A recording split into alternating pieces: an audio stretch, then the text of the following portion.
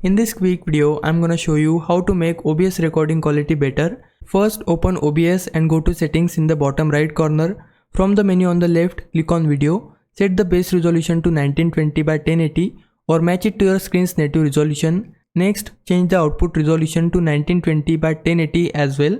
This makes sure your recordings are in Full HD. If you see a downscale filter option, set it to Langsaus for the sharpest scaling. Then choose 60 fps under common fps values for smooth video.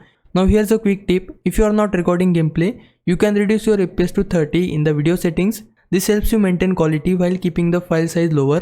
Now go to the output tab on the left. At the top, change the output mode to advanced. Then click on the recording tab. Set the recording format to MP4. It gives a great balance between quality and file size. Then scroll down to find the encoder settings.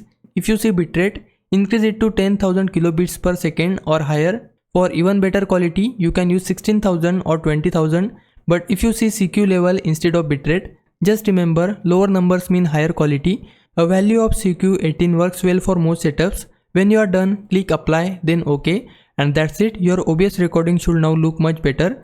If you found this video helpful, then please consider subscribing my channel and like this video. For now, thanks for watching. Bye bye.